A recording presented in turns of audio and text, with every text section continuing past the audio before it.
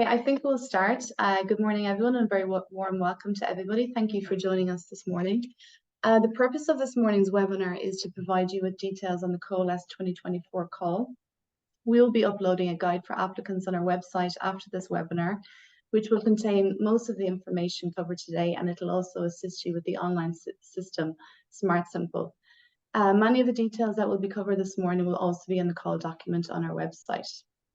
So just a few housekeeping bits and pieces before we start. So we will also be recording this morning's webinar and uploading it to our YouTube page, which we will circulate to our colleagues in the research offices and to those of you who have registered your attendance this morning. We have scheduled 60 minutes for this briefing event, however, it might not take as long as that. The structure of the briefing is that I will give a high-level overview, firstly, of the COALESCE scheme and what its aims are. I will cover some of the requirements of the scheme generally for all the strands and give a short overview on strand 2A, which is the IRC-funded open strand. I will introduce our two strategic funding partners, David Kenny, who is from the Irish Aid Unit in the Department of Foreign Affairs. David will provide an overview of the Better World strand, which is in its 4th year on the COALESCE scheme. And Michael McDonough is with us from the National Monument Service and Department of Housing, Local Government and Heritage. And he will give you an overview on the Instar Plus strand, which is running for the 2nd time after successfully funding 6 great projects in 2021. I'm also joined this morning by my colleague, Dr. Edmund Chapman. Recently, Edmund joined the COALESCE and New Foundations team, so I'd like to welcome him to the team. Our colleague Anna Stefanovska, who previously worked in the team, is still with the IRC and has switched roles and is working on the Dorothy and the AHRC schemes with her colleague Rachel. So when you're corresponding with the COALESCE team for this cycle, it will be myself and Edmund who will be your points of contact.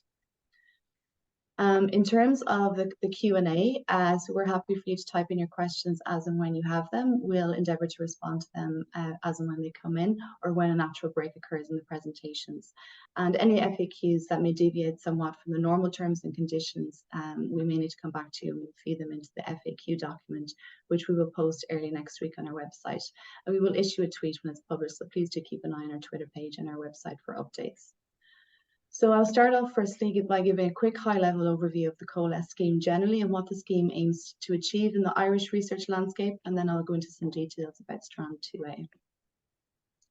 So the call runs annually in partnership with a number of government departments and agencies who fund or co-fund specific strands.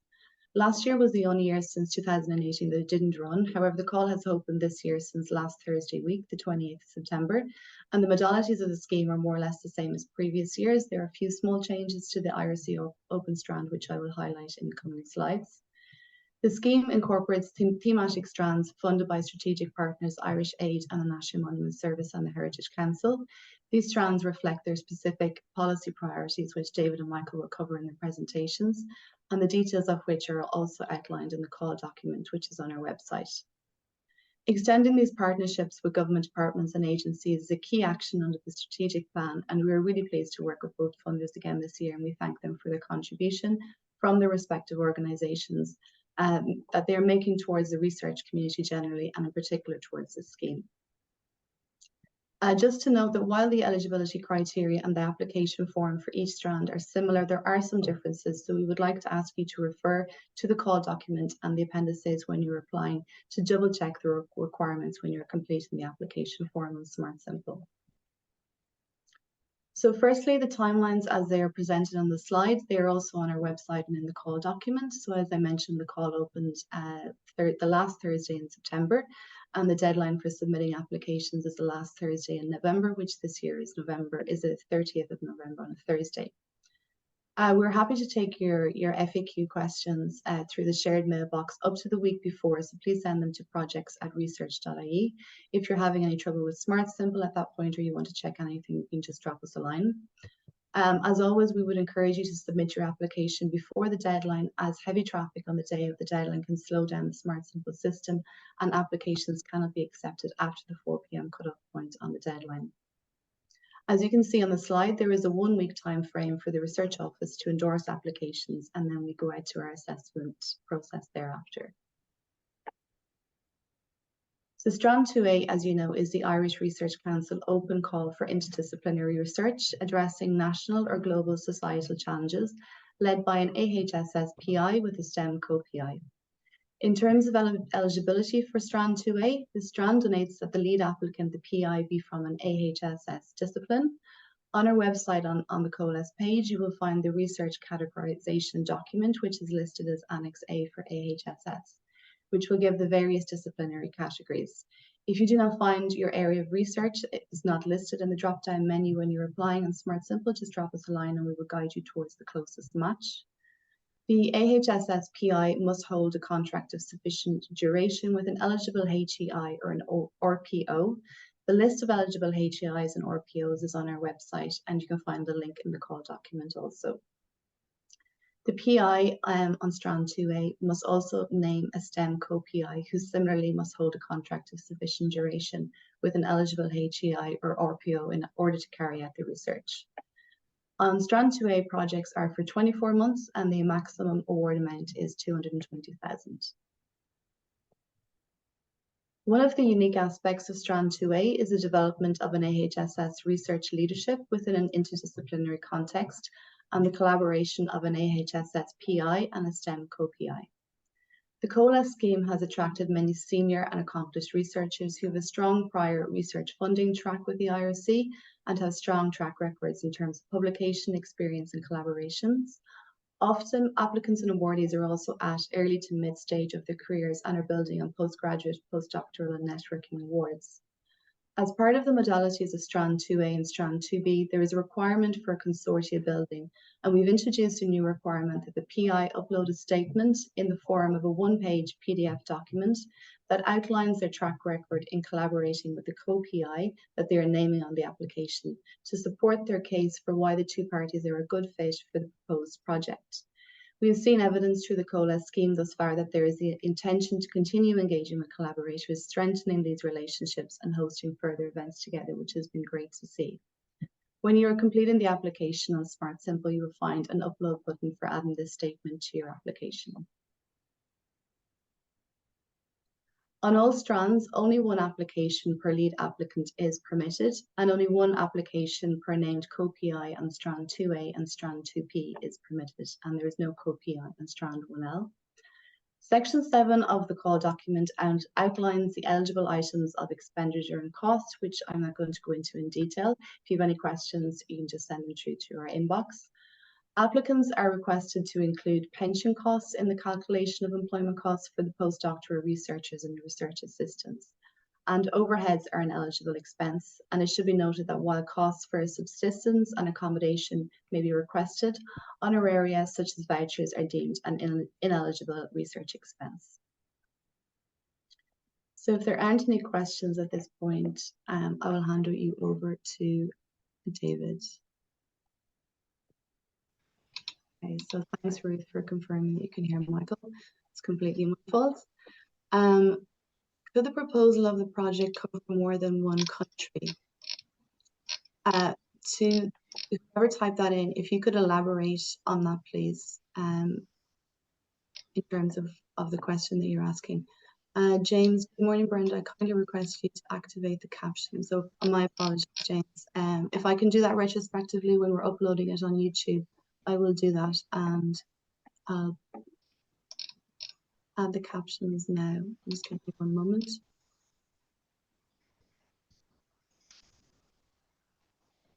There's a question for 2B, so we'll wait until after David has given his overview, because we may be able to answer that question. Barry, sure. Are you happy for me to start? Sorry, Brenda. Sorry. Yeah, no, you can. I'm just going to see if I can activate the captions.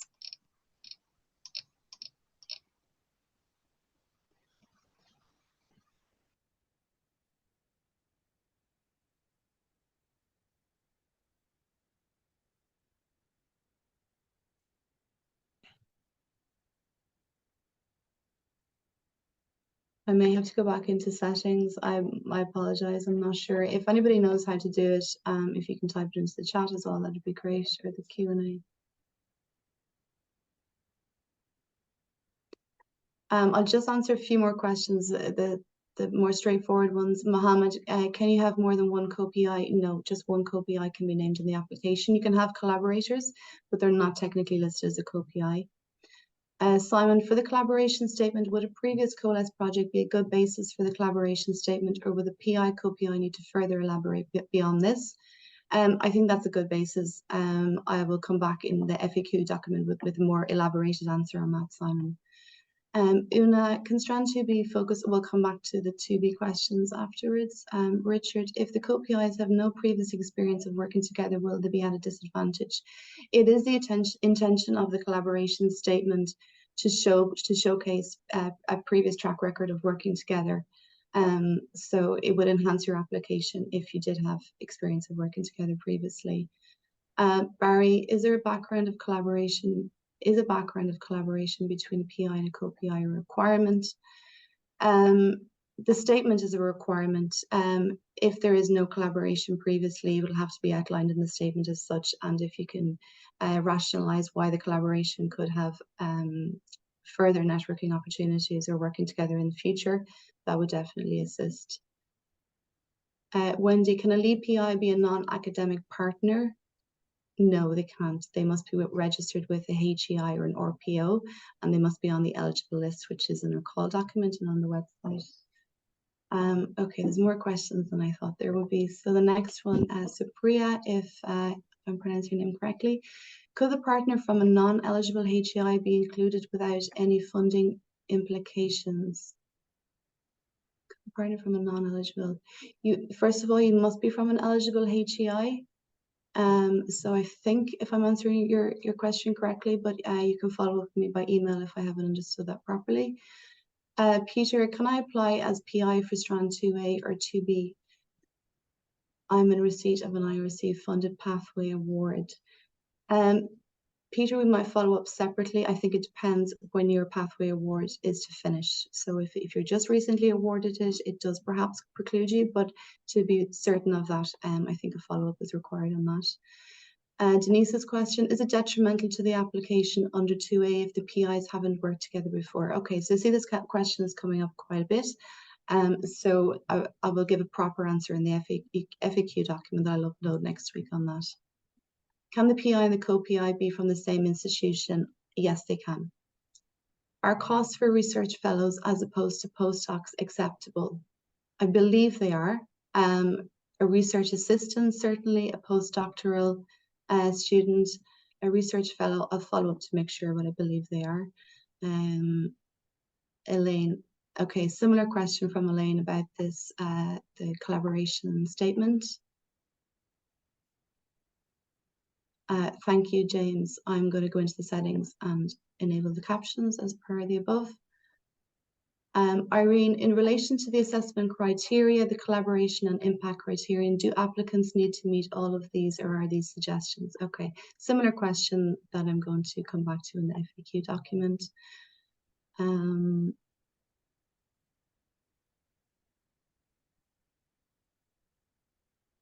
The last question, what are the options for potential application with the contract ending before the end of the proposed project? So unfortunately, you must have a contract of sufficient duration, which means your contract cannot end before the end of the proposed project. So that is a criteria that you must meet in order to apply. I've possibly missed one or two questions. I'm just going to scroll back up to the top.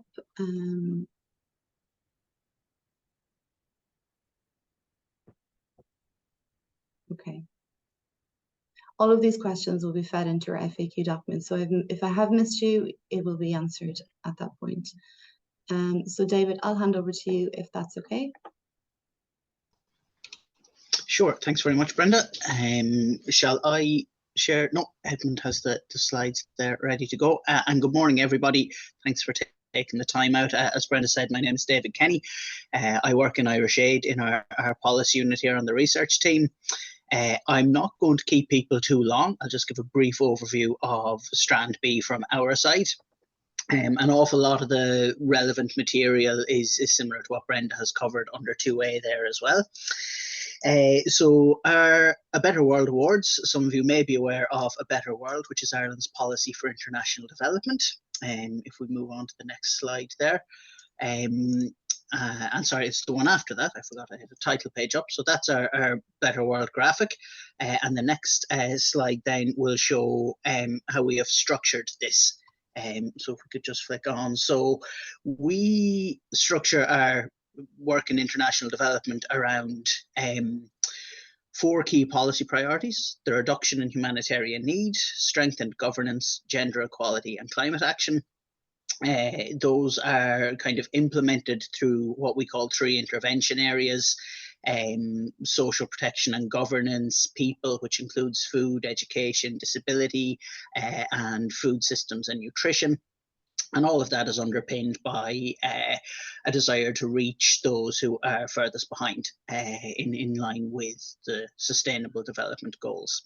Again, anyone who wants more detail on this, absolutely feel free to look up the document. It was launched in 2019.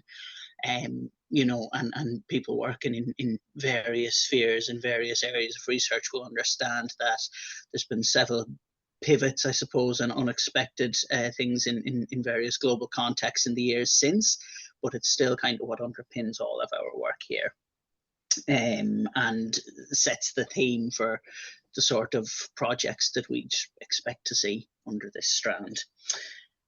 So the next slide there, and I might just briefly touch on eligibility. So our funding is based on ODA eligibility.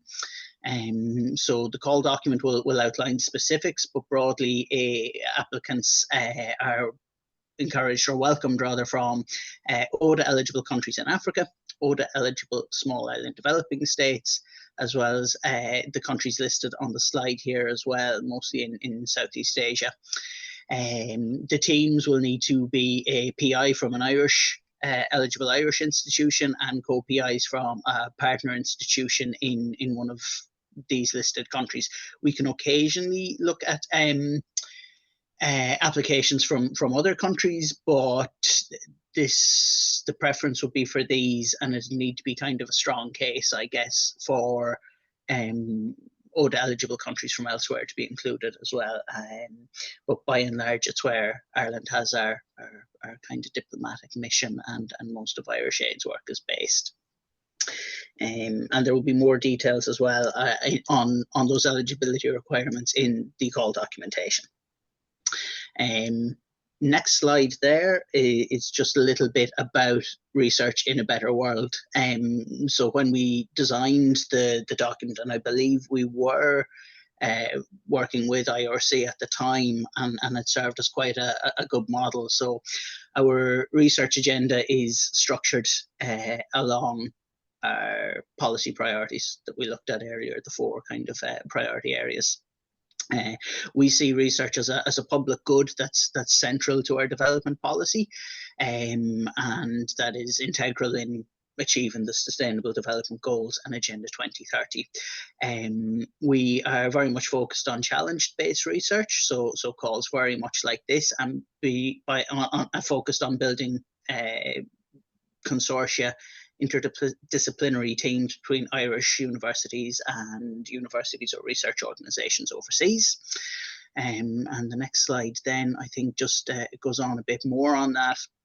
Yeah, so promotion of research consortia led by Irish institutions with international partners, strengthen transnational and collaborative capacity, and capacity building is a big part of what we're aiming to do here, as well as, you know, that two-way flow of knowledge that I think in traditional development funding for a long time, it was very much unidirectional north to south funding. But you know, it's our experience now that when you're facing global challenges like humanitarian need, like the climate emergency, that quite often it's countries in the global south, developing countries, who are leading on the adaptation, the mitigation, the implementation of systems, processes, and new research to fight these challenges. And there is as much knowledge that we can gain from their work as there would traditionally have been in that north to south model, I guess. So again, exchanging that expertise, knowledge, and capacity between north and south. And then that final slide is just a nice little snapshot of the SDGs, if anyone is looking for immediate inspiration on them. So that's our piece. Happy to answer any questions as well, and follow up with Brenda and colleagues down the line if needed. Great, thank you, David. That was great. So yeah, there are a few questions, a few other Strand 2A questions interspersed as well. So I'm going to start at the bottom. Yeah, so apologies, James, and thank you for joining us. So David, for Strand 2B, will Irish Aid encourage proposals for new international cooperation between an Irish agency and another institution in an eligible country, which have no previous research cooperation records between each other? Yeah, I don't think we'd have an issue with it. I think, similar to the IRC strand, we'd look to see if there was previous collaboration, but I don't think we'd rule out an application based on a lack of a previous thing. Part of our aspirations to build new ones as well. So I think we'd be able to consider that without an issue. Okay, great, thank you. Denise has asked about Strand 2A. Is it possible for RAs and MSc students to be the primary researcher? Under Strand 2A, you must be postdoctoral, 1 year postdoctoral to be eligible. There's another question about the contract extension. I think preferably if those questions could be sent directly to me, they're better asked on answered on a case-by-case basis, if that's okay. Because I know that there's another question. I think, Peter, you're saying if the institution agrees to extend your contract, that does sound like a workaround for this, but we would need the paperwork. So I think we'll follow up separately on that. There is a question regarding a New Foundations recipient, so congratulations on that grant. You are eligible to apply, yes, so that does not preclude you from COALESCE. So any of the smaller travel awards or New Foundations which is more geared towards like a networking grant, doesn't preclude you from the COALESCE larger grants. We have another question, David, from Supriya in relation to Strand 2B. We're hoping to adopt digital technology piloted in India to Malawi. We want to use the Indian partner as advisor on the application. This person is from a non-eligible HEI. Would it be okay to include him as an advisor? Yeah, I think, Brenda, if that met IRC's other requirements for applicants, we wouldn't necessarily have an issue with that. Yeah, they can be included as an advisor or collaborator. They wouldn't be a co-PI, but they can certainly advise or consult on the project. Ruth has a question about, so can a postdoc be lead co-PI and apply for salary? So a postdoc be a lead co-PI and apply for salary to cover, can they have a contract of duration? So the lead or the co-PI cannot apply for salary. It's the salary of the research assistant, if I'm understanding that correctly. Ruth, I'll circle back in the FAQ. I'm not sure if I've interpreted your question correctly. Kathleen, if one's contract is not of sufficient duration, can the university submit a letter? Okay, again, case-by-case basis, I think, so we'll circle back on that one if you want to email us directly. Can organisations in the partner country be research organisations from the private sector? I think this is a 2B related question. Be research organisation. So. Yeah. Yeah.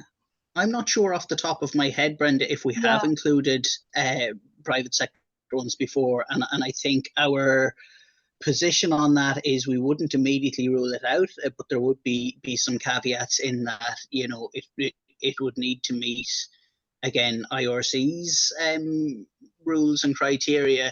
We'd need to make sure that any products developed or any systems developed out of it were openly accessible and made public, and that this wasn't being done as part of, I guess, a sort of a commercial funding. I think our way of looking at this is that we are funding research if it scales up and goes into production or something afterwards, that's fine, but we'd have separate funding mechanisms for sort of private sector engagement. I think we'd have to take a case by case and see really is the answer from our side on that one. And I know IRC, you would probably have your own questions that you would need to ask on that. Yeah. Okay, great. Thank you, David. I don't think there are any further. Oh, there's one last question. Are PhD studentships eligible? I think this is more of a process related. So I think if you're asking if a PhD stipend can be applied to the grant, they're 36 months in duration, so I think it probably doesn't cover it. David, if it's not something that's been done before. I don't believe under ours, no. No, I don't think that the duration of the grant would allow for it. But Clino, I'll come back to you on that in the FAQ document. For 2A, Can I just see one or two others there? Yes, on 2B, Brenda? Is there a preference for partners that are public university over non-profit or NGO? Usually most of the partners under 2B have been university based, and I think the call document specifies what we mean by research performing organisation, if I'm not wrong, Brenda. So I'd say in the first instance, have a look at the eligibility under the call document. Are other countries like Pakistan, Sri Lanka eligible in cases there's a collaboration? Again, we'd need to take that on a case-by-case basis. We'd need to see, who the organizations were that were involved, what the project is. Our preference is to direct it to countries where funding is already going, but I wouldn't immediately rule it out. And then I also see from James projects on inclusion of women and persons with disabilities in education to be considered. Absolutely, those are three big topics for Irish Aid. And Una, just if an application is to focus on one country at all alone, not necessarily. I think we'd welcome collaborative studies from Irish Aid's point of view, but again, that's not preempting IRC's decision-making process or assessment process. Yeah, great, thank you. And do you have a question about the number of awards for each strand? So for Irish Aid, I think it's 4 this year, possibly 5, but 4 definitely. For the Instar Plus, 6, will be the maximum of 6. And then for the IRC strand, it varies from year to year. It's approximately between 8 and 12. Around, I think it was 11 last year.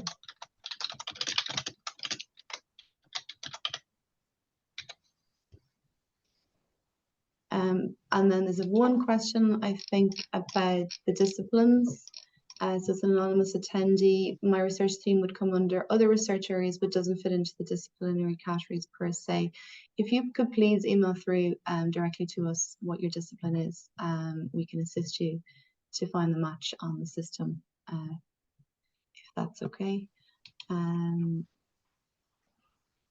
Okay. I think we just have an anonymous one there about the number of institutions.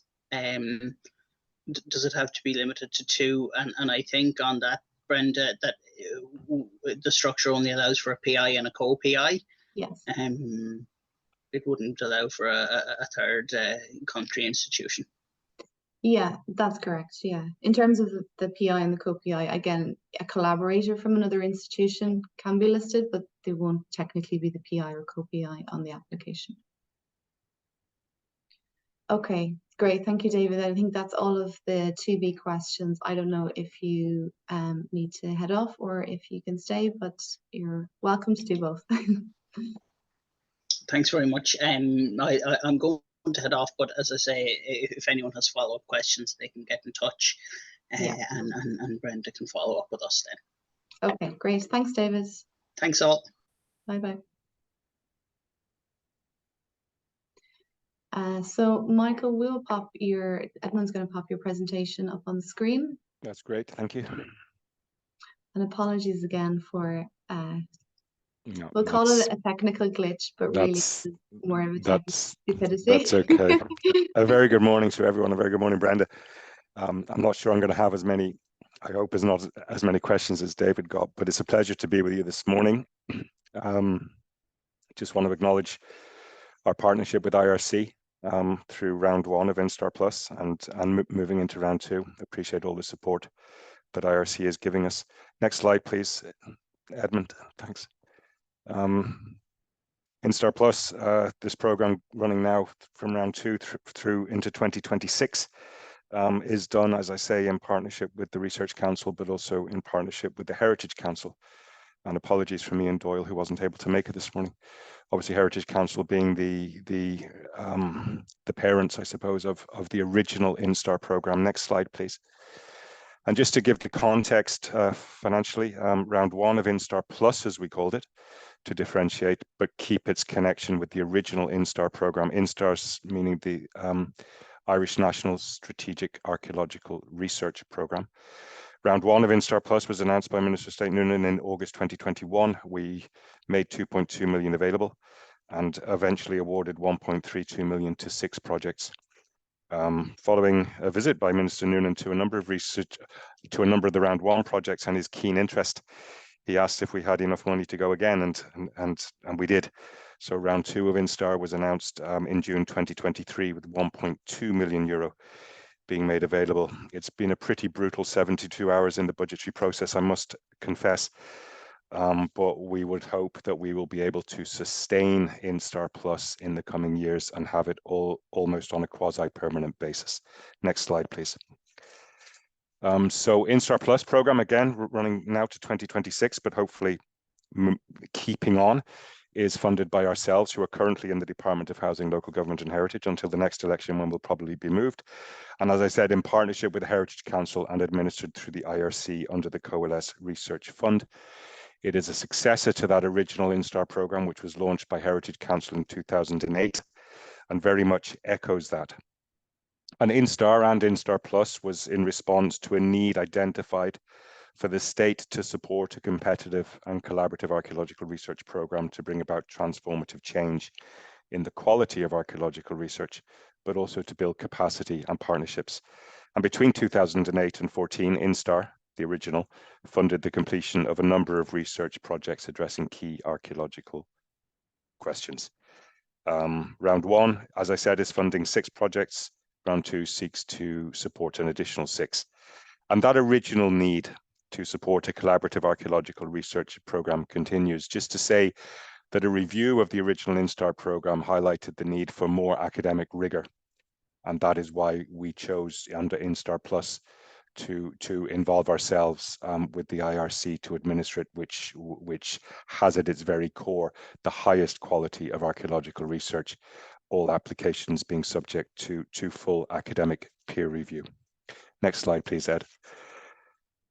The objective, as I said, of Instar Plus is to fully realise the potential of Ireland's archaeological record, transforming our understanding of how Ireland's society has evolved.